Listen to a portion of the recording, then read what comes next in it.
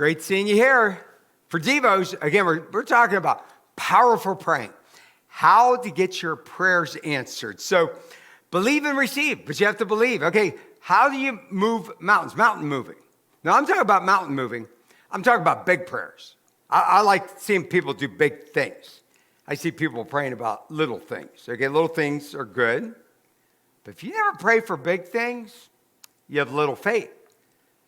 It doesn't have to be big things for you, but big things to help others, big things to honor God. Now, look at Hebrews 11:6.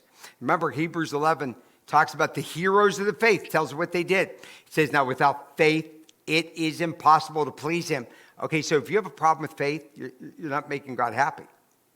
For whoever would draw near to God must believe, they must believe, that he exists and that he rewards those who seek him. When you don't believe that God answers prayer, do you even believe that God is real? I mean, wait, you believe that God created the earth, that he created life. You believe that God has created this beautiful heaven, but you don't believe he can or will answer your prayer. That doesn't make sense, does it? God doesn't move in your life when you're struggling. He moves when you pray. So God doesn't just see you struggling and, I got to help them. No. God left the struggle there because he had something to teach you. I said in the last couple of weeks, I never learned anything in blessings. I never grew spiritually by making more money or living in a nicer home or having a nicer car. No. I only learned when I was in the struggle. And I turned to God, and he blessed me and answered my prayer. That's when you learn, you get stronger. Look at Matthew 17:20. He says then, because of your little faith, truly I say to you, if you had the faith like the grain of a mustard seed, we handed these out in church, right? There's the teeniest little seed, but they make these big trees. You would say to this mountain, move from here to there, and it will move, and nothing will be impossible for you. I want you to have that kind of faith. If you could believe and you praise the Lord ahead of time, praise his name, he's going to answer your prayer. Now, let me give you a little secret here.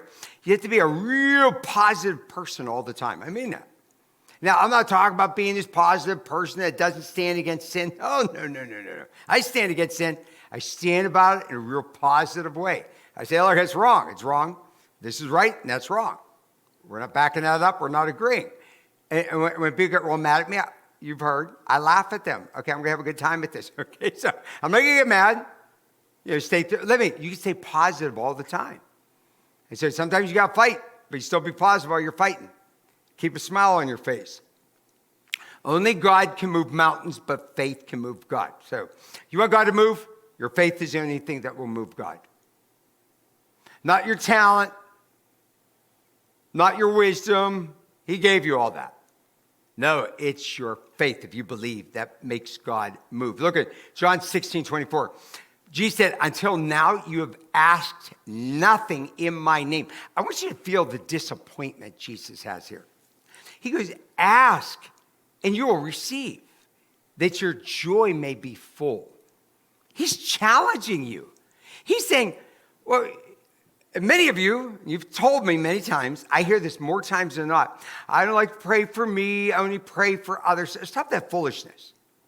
And the reason why, you have needs. And when you say you don't pray for you, you're sending a message to God. I don't need you.